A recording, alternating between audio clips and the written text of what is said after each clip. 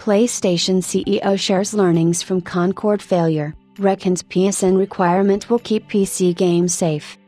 Today, Sony released its Q2 2024 financial report, revealing that the PlayStation 5 had reached 65.5 million units and the quarter had performed well enough to warrant an upgrade to the full-year forecast for the gaming segment.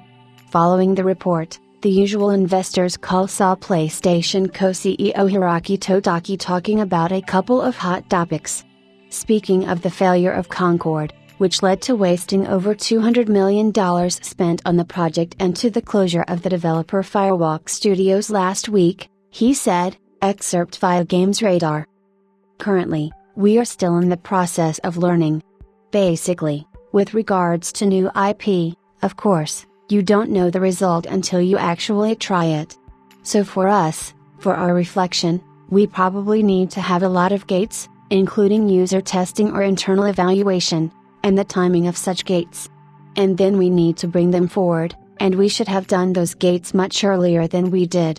Also, we have a siloed organization, so going beyond the boundaries of those organizations in terms of development, and also sales, I think that could have been much smoother. Todaki also talked about the pushback of PC gamers on Sony's hard requirement to create a PlayStation Network account and games like God of War Ragnarok and Horizon Zero Dawn Remastered. The executive admitted that users haven't liked the policy, but he stressed the need to ensure safety in live service games through the PSN account requirement. We have learned a lot. The way to face the issues regarding PC, for instance.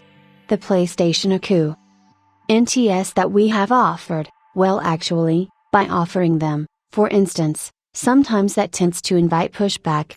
But for the live service games, in order to maintain order of the gaming so that anybody can enjoy the games safely, we need to create an environment conducive to that and, of course, enjoying the game freely.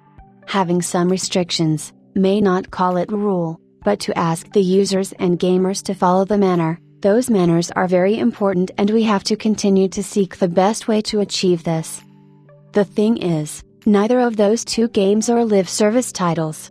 They're single-player games, and PC gamers rightfully do not understand why they'd have to create a PSN account to play titles that do not even have any online functionality.